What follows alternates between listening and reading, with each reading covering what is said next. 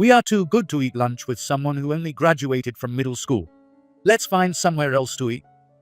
The new hires, who had misunderstood the timing of the orientation, looked down on us with sneers. That's right. Just like what Richard said, we agree. Yeah, let's go for some noodles nearby. Let the middle school graduate eat alone. Richard and his friends left the cafeteria quickly. The incident was so unexpected that I could only stand there in shock. Afterward, I called them. Who is it? I'm in a bad mood. Call me later. This is the employee from the company you walked out on. It seems you haven't reflected on your actions. Why should I apologize to a middle school graduate? As I suspected, their attitude hadn't changed, so I decided to cut them off. Then you're all fired. What? I'll make sure they face the consequences. My name is Chris Anderson. I'm a 33-year-old man who loves touring Delhi. I work at a design company in New York. I chose this career because I was drawn to an advertisement design I saw in a magazine. I think it was around the upper grades of elementary school when I first started thinking about my future. Wow, even though it's monochrome, this ad is so striking. I want to create something amazing like this too. With that thought in mind, I decided I wanted to work at a design company someday. However, my family was poor, so I had to start working after graduating middle school. I aimed to join a regular company as soon as possible to support my family's finances. But a design company that was short on staff miraculously hired me. Part of the conversation from that time went like this. Why did you give me an interview opportunity? To be honest, I don't think I'm a very attractive candidate. Even if you only have a middle school education and no specialized skills, you seem motivated. Our company is short on staff right now. We weren't planning to hire new employees this year, but suddenly a few employees quit, and we were in trouble. It seemed the timing and circumstances worked out well. I successfully passed the interview and got a job at the design company I had dreamed of. However, the joy was short-lived. Of course, since I hadn't learned proper skills, I struggled with practical work. How do I operate this? Paint software has so many features, plus, I need to learn the industry jargon. So, I often found myself muttering to myself in frustration at work. During those times, I would overhear my colleagues talking. People working at distant desks would often whisper things like this. Chris didn't go to a technical school, and he only graduated from middle school. He didn't even know the file extension to save data. It's tough. He seems to lack confidence because he has a low level of education. Looking back now, I realize those words were out of concern for me. They weren't malicious, just stating facts, but I was overly sensitive and anxious. I was so focused on my shortcomings compared to other employees that I worked overtime constantly, trying to become immediately effective. This led to decreased concentration, mistakes, and almost falling ill, which is an embarrassing memory. However, there was someone who extended a helping hand during that time. If there's something you don't understand, ask me. I'll teach you when I have time. That person was Lisa Williams, who joined the company 20 years before me and is now the company's president. A caring and excellent designer, she was also a great trainer. Thanks to Miss Williams, I quickly improved my skills and caught up to the level of an average employee. Because of this, I can manage fairly well now, and I'm grateful to her and want to repay her kindness someday. Recently, she seems to be in some trouble, so I want to help as much as I can. In the morning, I left home, bought some deli from my favorite shop, and headed to work. That nearby shop opens early, and since President Williams likes it too, I sometimes buy extra to share with her. As I arrived at the company with my lunch, I recalled what the shopkeeper had told me. Lately, young people have been causing noise disturbances by staying out late. She mentioned they were setting off fireworks out of season and littering the town with garbage. The shopkeeper, who had witnessed it once, seemed quite troubled. I heard they're attending a good university, but their language is rough, and their clothes are flashy, so it's hard to approach them. If they come again, I might call the police. She must have been very annoyed to say that. I couldn't help but wish for the shopkeeper's peace of mind. Just before reaching the design department, President Williams spoke to me. "Good morning, Chris. Did you get your lunch from that shop again today?" "Good morning, President Williams. Yes. They change the menu regularly, so I never get tired of it." Indeed, the last time I had it, it was really delicious, and not getting bored of it is the best for an office worker. As we walked down the hallway making small talk, I noticed she looked a bit pale. Being the president of the company must be a tough job, so I understood she must be tired. However, she looked worse than usual, and I was concerned. "You look a little unwell. Are you okay? Is it something to do with the new hires? You seemed worried about them the other day." When I asked, she answered hesitantly. "Well, yes. I don't usually want to say this, but the new hires have a bit of an attitude problem." "What do you mean?" "They're arrogant and seem fearless. They think they can break rules as long as they have the skills. That's not just a little problem, but a significant one.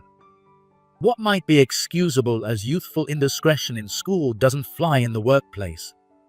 If they don't correct these flaws even after being warned, we might have to consider rescinding their offers." As I listened, it became clear that there were red flags even during the interview. President Williams happened to be present during it, and she mentioned that their attire wasn't appropriate, and they couldn't use formal language, which led to poor evaluations. She opposed their hiring, but HR was so passionate in their argument that she eventually gave in.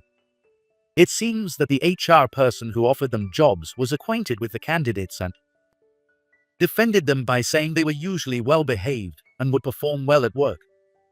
I should have opposed it more strongly back then. But now it's too late. Since we've already made the offers, we can't easily revoke them from the company's side. Praying for them to misbehave is inappropriate. That would give us a reason to revoke the offers, but I don't want to do that. I don't think someone who wishes for others' misfortune should lead a company. That's true then.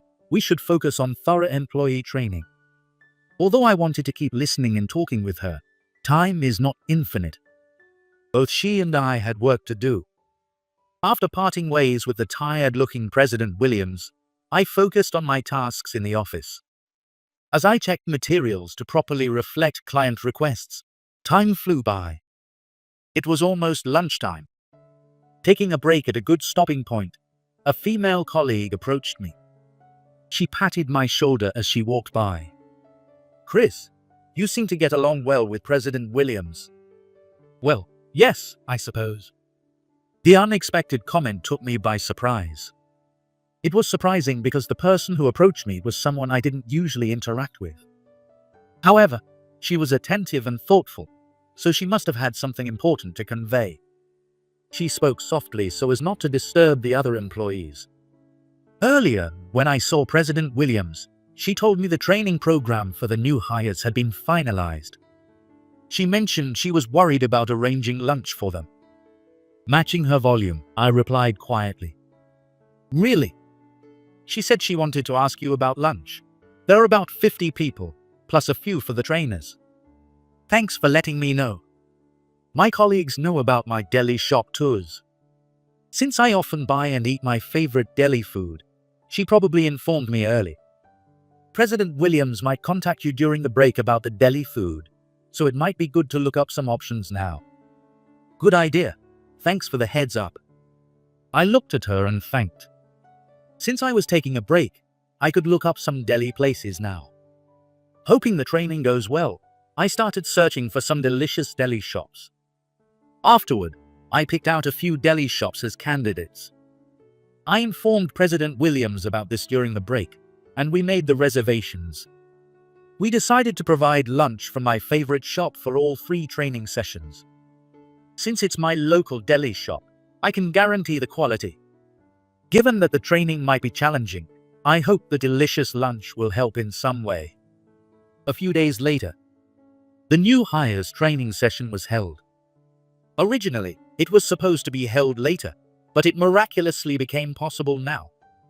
After finalizing the training details and contacting everyone, we found a day that fit the new hires' schedules, so it was held today. It was fortunate we could have 3 training sessions before the orientation. However, on the morning of the event, I sighed when I arrived at work. The new hires had dyed hair, wore earrings, and some had their suits styled improperly or wore flashy branded items. As I watched about 50 men and women heading to the auditorium, more than half of them looked like this. This would surely make things very challenging for those responsible for training them. In fact, when I saw the male trainers heading to the auditorium, I overheard them saying, "Sai, I just passed by some new hires, and they didn't even greet me. They're supposed to be elites from prestigious universities, but they're like little kids inside. I got bumped into, and they didn't even apologize. This is going to be tough. Especially that Richard Brown guy. He's so arrogant. He's good, so we're supposed to overlook his behavior." Yeah, I saw him too. No matter how smart he is, his character is awful. I couldn't help but feel sorry for them. Their retreating figures were filled with a sense of melancholy. For several hours, the training session was held in the company auditorium. They covered the company rules, professional manners, and proper attire. There was also time to review working conditions and job details. Although there was a queue and a session, the new hires were sleeping or chatting instead of paying attention. Next up is the training on job responsibilities, but I'm worried about how that will go. President Williams probably felt the same. That night, she invited me out for a drink. In a private room at her favorite restaurant, she enjoyed the meal but spent an hour venting about the situation. I'm not saying they need to be constantly improving without any breaks, but with such poor behavior, they're useless. It's giving me a headache. It sounds like it's been really tough.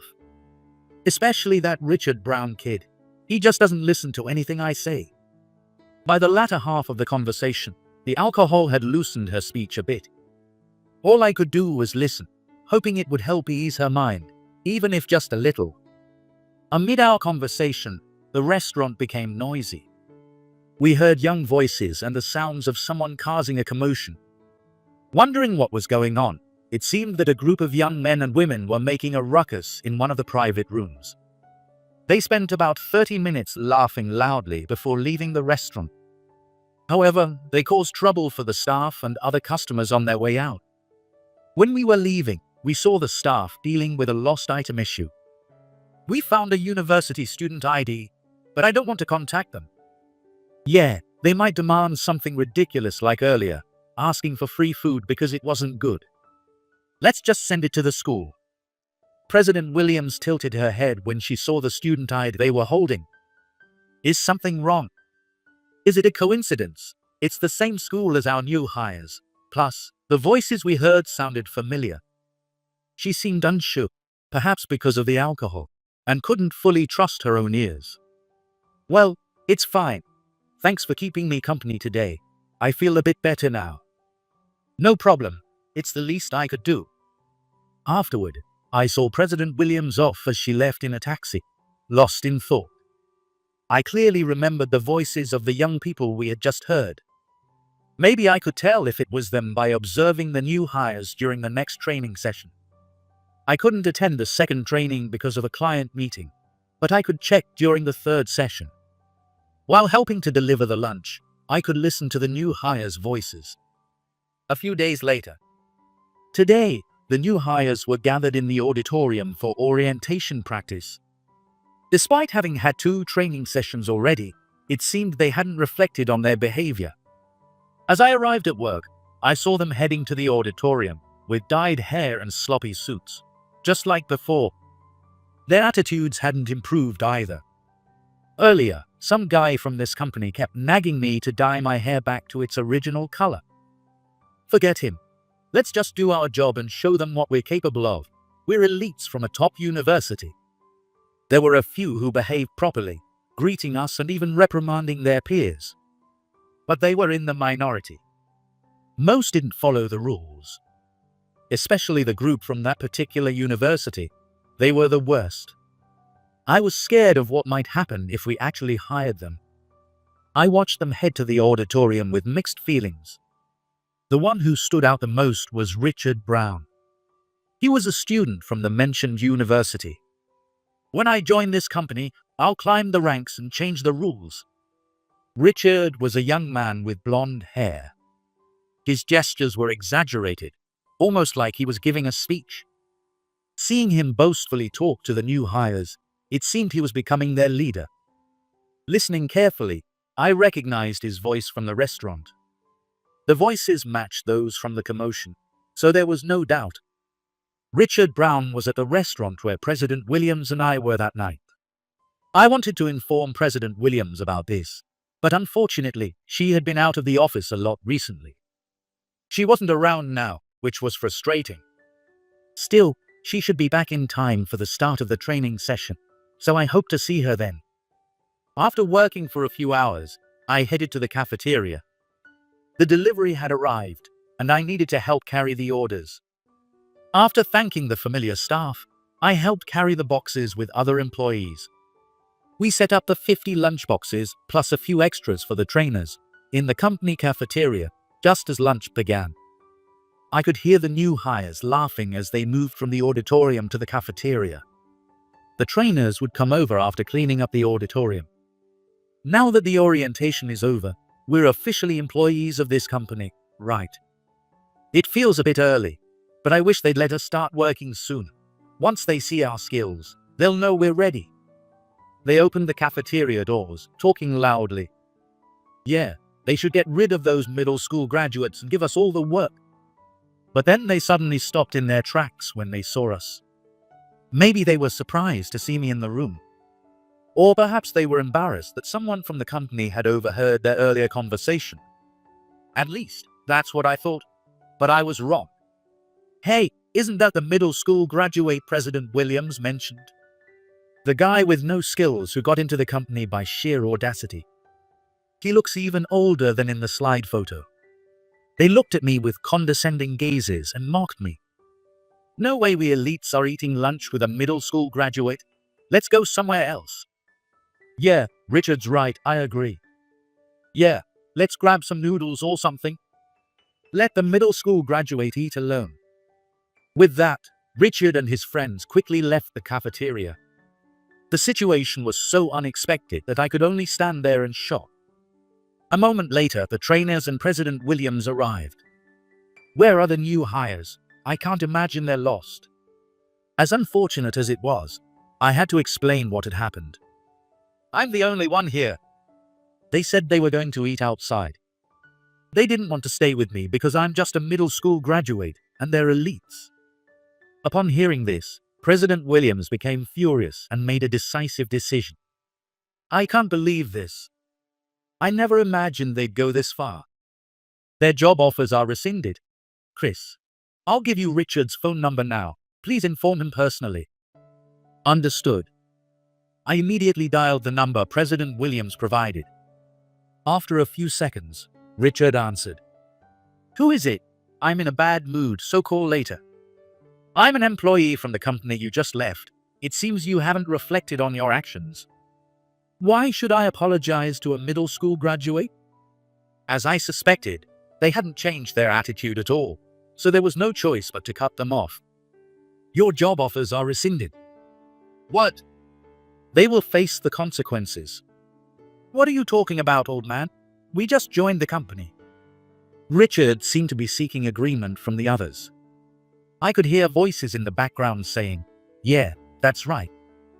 They had clearly misunderstood. They probably hadn't been listening seriously. I wondered how much they had slacked off while the trainers were doing their best. President Williams took over the phone and spoke to Richard. Let me correct you. You haven't joined the company. Today was just a practice. Geez, lady, stop talking nonsense. It's true. Your behavior was so bad that we scheduled this extra practice. We gave you a detailed explanation in writing. Check it if you don't believe me. Richard must have realized she was telling the truth. Realizing his mistake, he clicked his tongue. Hearing this, President Williams pressed on. I saw enough today to know you don't deserve to join this company, so there will be no real orientation. What? Richard shouted so loudly that President Williams instinctively covered her ears. As she removed her hands, she seemed to be thinking about what to say next, but Richard spoke first. "Don't think you can just push us around like that. We know the company can't just cancel our offers." While that was technically true, we couldn't let people with such poor conduct join the company. I knew about the trouble they caused, so that might be a reason to rescind their offers. I shared this information with President Williams, explaining that Richard's voice matched the one we heard at the restaurant. President Williams thanked me, saying, "Thank you, but don't worry, I've been working on this too." She then addressed Richard, who was confident his offer couldn't be rescinded. "Richard, you're right. In principle, we can't rescind job offers. But there are exceptions to every rule. I heard you caused a disturbance at the restaurant the other day, bothering other customers and arguing with the staff." "What?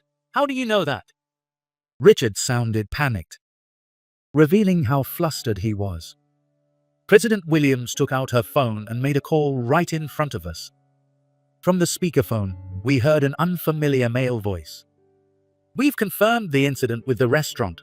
May we speak with Richard and his group?" "Yes, please go ahead." After saying this, President Williams instructed me to hang up my phone. Though I didn't fully understand what was happening, I followed her instructions. After I hung up on Richard, we waited for a few minutes before President Williams' phone rang. The caller was the man we had heard earlier. "Miss Williams, you were right. A few hours ago, we received a complaint from a restaurant. We've just received the student IDs. It seems we need to reconsider Richard and his friend's graduation. I'm sorry for the trouble. I'm ashamed to have such students." The caller was apparently Richard's school principal. His voice over the speaker sounded deeply apologetic. I spoke with Richard and his friends afterward and reprimanded them, but I'm not sure if it got through. They kept making excuses. "If they take it out on your company, I'm sorry. They might accuse you of snitching, but please don't let it bother you." Even though I couldn't see the principal's face, I could tell from his voice how regretful he was. "Since you're busy, we can offer a formal apology later." "I understand. We're fine on our end. We'll handle the situation at the company. Could you please take care of the issue with the restaurant?" "Of course." The principal ended the call. He must have spoken with Richard and his friends and reprimanded them earlier when we briefly disconnected. Though guiding students is his job, dealing with people like Richard must be exhausting. I couldn't help but feel sympathy for the principal. Later, Richard and his group returned to the company, their faces red with anger. "Hey, you snitched to our school. I can't believe you were at that restaurant. What a cowardly move." Richard yelled furiously, but President Williams responded with a stern tone. "Quiet. Do you have any idea how many people you've inconvenienced? What I did wasn't cowardly at all. Your actions came back to bite you. You brought this on yourselves. But still, you should have confronted us directly instead of snitching. That's just wrong. We've been telling you repeatedly throughout the training sessions. You didn't listen. In fact, you couldn't even remember the date of the orientation, right?" Having lost his grounds for argument, Richard glared at her with frustration. Fortunately, the other new hires seemed to have cooled down from the exchange. "I'm so sorry. Please forgive us. We got carried away. Please don't rescind our offers." One by one, they apologized sincerely. Letting go of a large number of confirmed hires would also affect the company's reputation. Seeing their genuine remorse, President Williams decided to give those who were truly repentant another chance. "All right, submit a written apology, and I'll consider it. But I can't do anything about the incident at the restaurant. You need to apologize to the principal and the restaurant staff." With that, President Williams handed down their punishment and sighed heavily. However, Richard seemed unable to admit his mistakes. He looked at those who apologized with disbelief. "I haven't said anything wrong. Those with skills deserve special treatment. Are rules really that important?" President Williams, exasperated, responded, "Rules aren't everything, but they exist for a reason. In this society, we must follow rules for everyone to coexist. If you can't understand that, then you really can't join this company. Unable to bear it any longer, Richard fled the scene. With more pressing matters than the training session, the remaining new hires quickly left. The leftover lunch would have to be given to the company's employees. Were you away from the company for a while because you went to Richard's school? Yes, and I also went to the restaurant to gather more information about what Richard and his friends were doing. The more information, the better, right? It must have been tough. I'll treat you to a meal next time. Thank you now. I have to find new recruits again. Seeing President Williams with a tired expression and slumped shoulders, I couldn't help but offer some encouragement. We all know how hard you're working, President Williams. It will indeed be challenging from here on out, but it's better than having someone like Richard in the company. President Williams' decision was undoubtedly the right one. We'll need to have a serious talk with the HR team later. Indeed, they can't go without consequences. If they had been more thorough, this problem wouldn't have occurred. That's true. If the HR team had vetted them properly, this wouldn't have happened. I felt a bit of sympathy for the HR staff. They probably never imagined that Richard and his friends would be this problematic.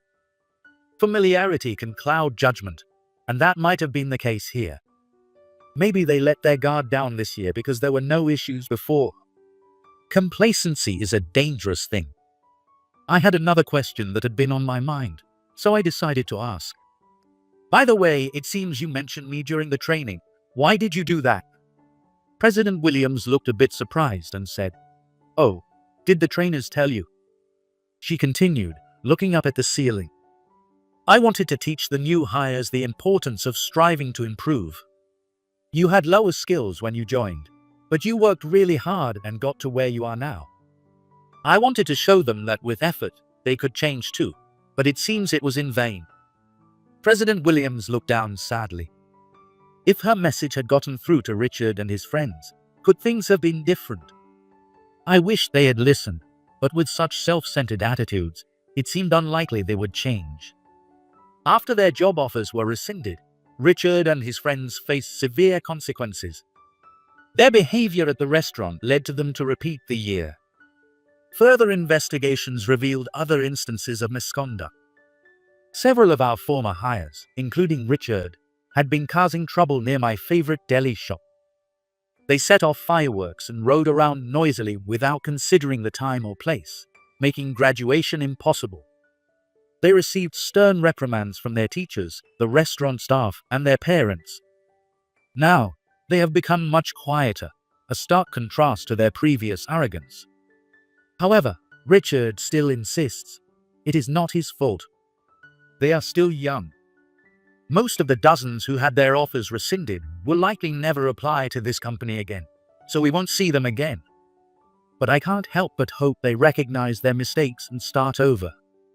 Subsequently, the urgent task of securing replacements for the dozens of lost hires was undertaken. Given the limited time, the HR department was extremely busy. I often saw them walking down the hallway with exhausted faces. However, this time they didn't make the same mistakes as with Richard and his group. The new hires were all serious and dedicated individuals. We'll work hard from now on, so please guide us. If there's anything we're lacking, please point it out. Their eagerness to improve suggests they will become reliable assets. In April, our department also welcomed in new employees. They were eager to learn and absorb new skills, making them a pleasure to teach. However, even the most diligent people can sometimes get carried away. If that happens, I'll remind them of Richard's story and encourage them to reflect on their behavior. The goal is to ensure they don't end up like Richard and his group. My family is wealthy, and you're drowning in debt. There's no reason to refuse marriage, is there? When my father's company was on the verge of bankruptcy, I received a marriage proposal from a wealthy girl. Why me? But when I found out who the prospective bride was, it all made sense. The girl was a classmate who had looked down on me for being poor since our school days.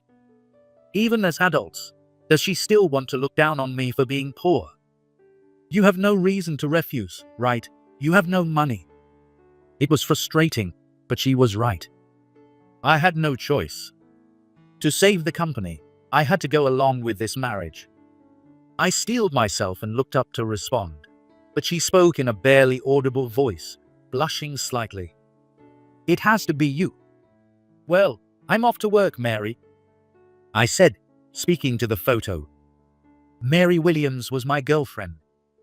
It's been 6 years since she passed away.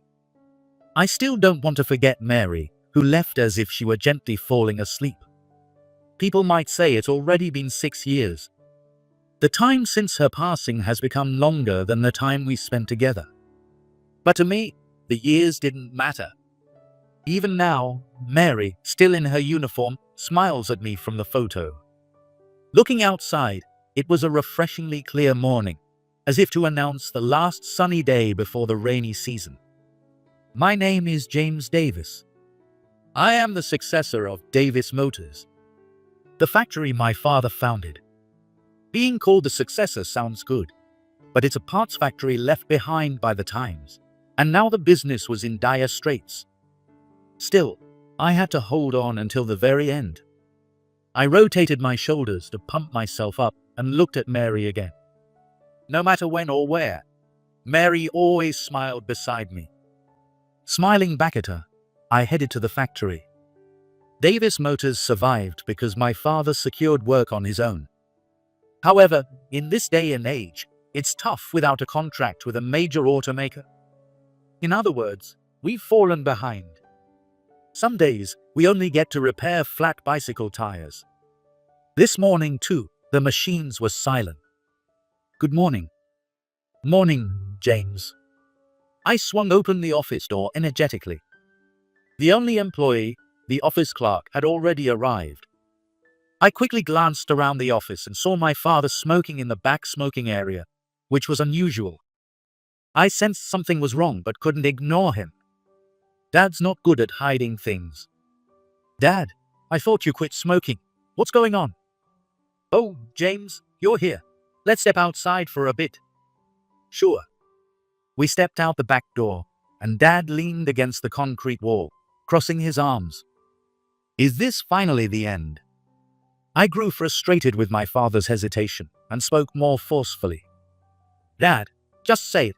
I'm ready for it." "James, I'm sorry. There's a blind date proposal." "What?" The unexpected words from my father made my tightly clenched fists loosen. "A blind date for me? Why? With who?" As I bombarded him with questions, my father raised both hands to calm me and said the name. "You've got to be kidding, no way." The name my father said was one I knew well, and it seemed impossible. "You remember, right? You went to the same high school." They reached out to us, and I was surprised too. "She's the daughter of a subsidiary company's president of a major manufacturer. Why us?" I was stunned. From the way my father talked, it didn't seem like a misunderstanding.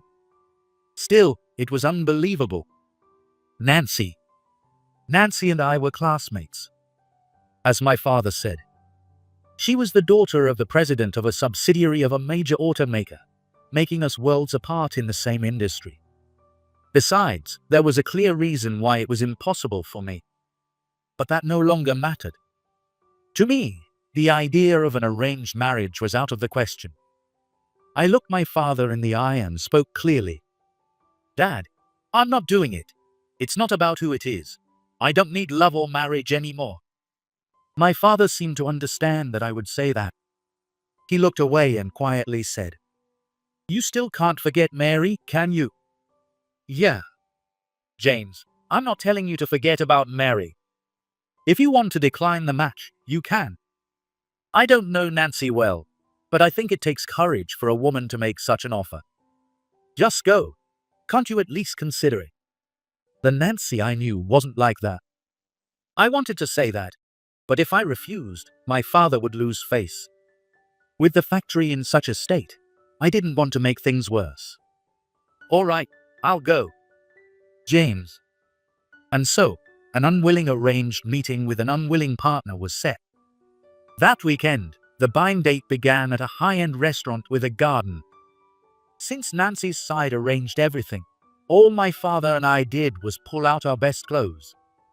Nancy, whom I hadn't seen in years, wore an expensive-looking dress with a light purple hair accessory. The last time I saw her was at Mary's funeral. It had been even longer since we had spoken. Her face, which I didn't want to see, hadn't changed. A small face with big eyes, jet black hair,